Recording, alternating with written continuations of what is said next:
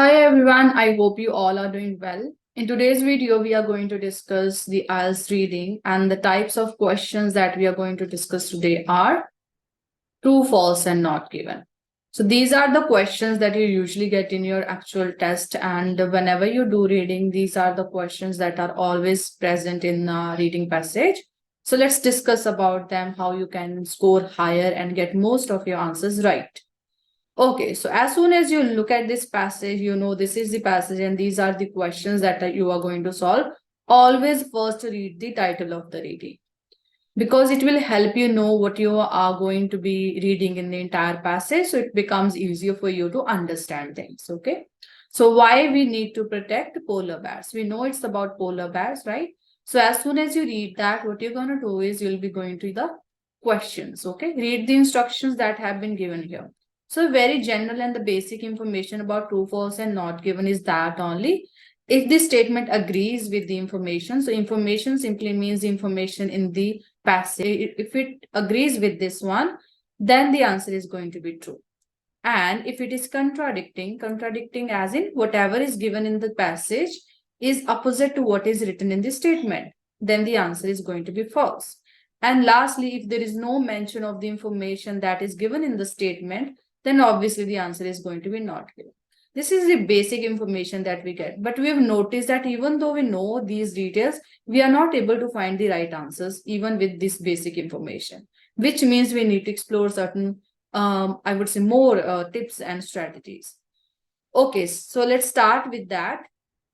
So as soon as you look at the questions here, you just try to underline the keywords because keywords will help you locate the answers in the passage. And it will also save your time and you will not necessarily read every paragraph. Okay, so polar bears, obviously a noun, suffer from various health problems. Again, we are underlining it due to buildup of fat under their skin. So here we have these main keywords, I would say. Polar bears, health problems, fat, skin.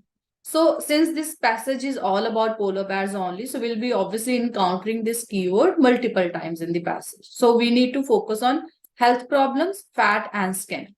So now what you're going to do is you will be scanning that. So scanning simply means that you will be just trying to scan the paragraphs in order to spot any of these keywords. Okay. So if you quickly scan from here,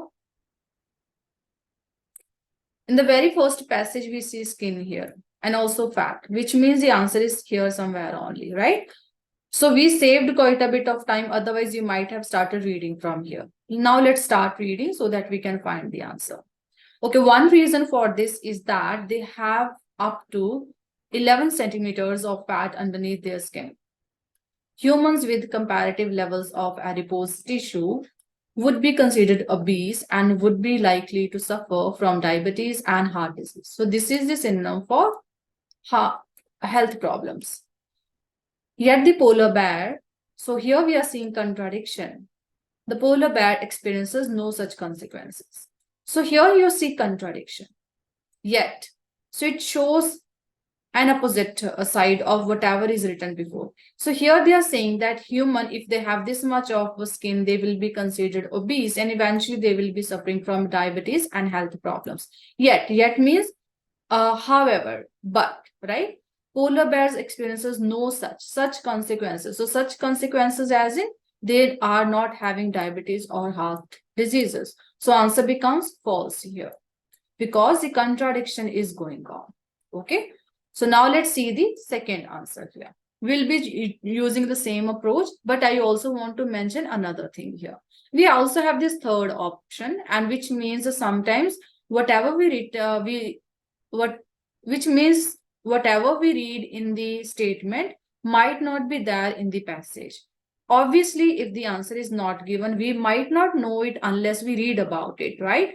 So it might waste our time as well. So what you're going to do is instead of just underlining keywords from one question at a time, take a couple of statements and underline keywords from them. For example, we'll be underlining keywords from this one, and this one. So if any of the question here is not given, if we see keywords from the next question, we'll be stopping our search for the question that we are looking for. So I'll be doing it in front of you. It will make more sense then. Okay, so study done by Leo and his colleagues compared different groups of polar bears. Leo and colleagues, first researchers who compared polar bears and brown bears genetically. Fourth as well, polar bears are able to control levels of bad cholesterol by genetic means. Now we have three statements and we have underlined keywords from all of them. Obviously, let's find some of the keywords. So if you see here, study is here. The main keyword again is here. Now we are going to read that, read from here only. Okay, they compared the genetic structure of polar bears with their closest relatives from warmer climates, the brown bears. Okay, so we have the answer for this one. So they are saying that they compared different groups of polar bears, but they are saying they compared polar bears with brown bears. They are their closest relatives, but they are not polar bears, right? Polar bears with polar bears. That would have been the true answer, but it is polar bears with brown bears. So answer becomes here false. They did a comparison, but the comparison was done between different groups. That was different group, but of polar bears as well as brown bears, not of polar bears only. Okay, we get the answer here. Now let's see the next answer. Again, we are having this keyword here. Okay, so his colleagues found that polar bears had a gene known as APOP, which reduces level of low density lipoproteins, a form of bad cholesterol. If you notice now here, we have this keyword from this question, right? But if you see, we are encountering keyword from this one as well, right? Which means this answer, we might not know the answer for this one. So we need to read this sentence as well. Okay, this allowed them to determine the genes that have allowed polar bears to survive in one of the toughest environments on Earth. Then again, we are reading about the gene and how it is helping them in bad cholesterol. But we are not coming across any of these keywords, right? We don't know whether they were the first ones or not, right? So that's why answer is going to be not given, because we don't know whether they were the first people or not. They might not be the first ones, but it hasn't been mentioned here. Okay. Okay, so it happened because we came across this information that the answer potentially can be not given just because we found some of the keywords from the next statement. So this is the benefit when you underline keywords from the next ones, right? So now let's read from here because we have all the keywords from here. Okay, so again, they found a certain gene and then that gene is helping them reduce bad cholesterol.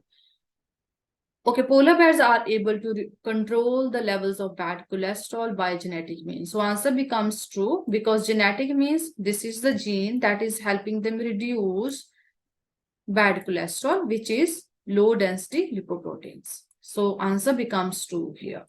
Okay, now let's underline keywords from the next statements as well. Okay, female polar bears are able to survive for about 6 months without food. So food, 6 months, female polar bears, these are our main keywords. Okay, next one. It was found that bones of female polar bears, same, were very weak when they came out of their dens in spring.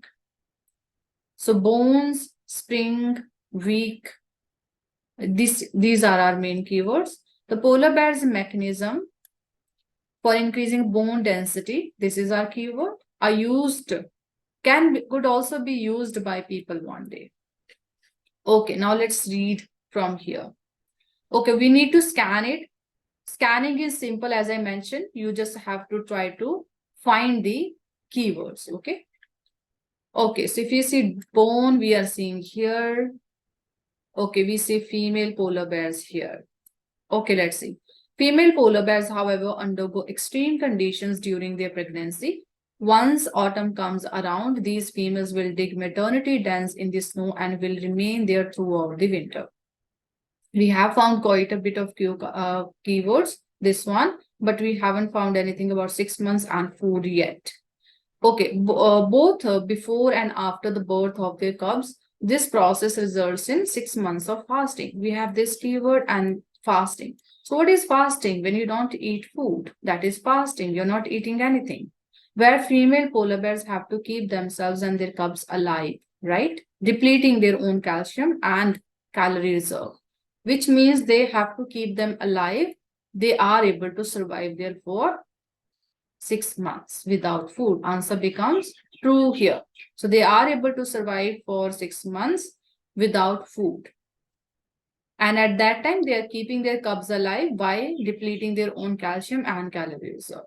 Okay, now let's see the next one. So now it is saying that it was found that the bones of female polar bears were very weak when they came out of their dens in spring.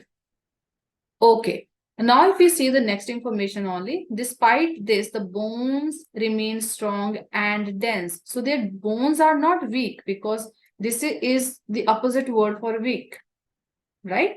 Instead, their bones remain strong and dense. So they are not weak when they come out of the dens, right? So answer becomes here false. Okay, now we need this one, bone density, this keyword or something related to mechanism if there is. Okay, since the answers are usually in order only, if we have found this answer here, the next answer will be following in the following paragraphs only. Okay, again, we are getting this one, density of bones here. Okay, in addition, 6 months, they finally emerged from the nest with their cubs. There was no evidence of significant loss of bone density. It is the same information that has been mentioned here, right? Again, the answer becomes false here only. Okay, now let's read further. Okay, mechanism word is here. I just saw. Okay, if the mechanism of bone remodeling in polar bears can be understood, many bedridden humans and even astronauts could potentially benefit. So they are saying that the polar bear's mechanism for increasing bone density could also be used by people one day. So answer becomes true here. So they are saying that if the mechanism of bone remodeling in polar bears can be understood, if this happens, then it will potentially something that can happen. So they're not sure, but it can be used. So here we have could, right? One day is like hope you're talking about, right? So potentially it can happen. So this is how you find the answers with the help of keywords in as less this is how you can find the answers without having to read the entire passage. I hope this video was helpful to you. I'll be coming up with more tips and strategies in the next videos. Thank you.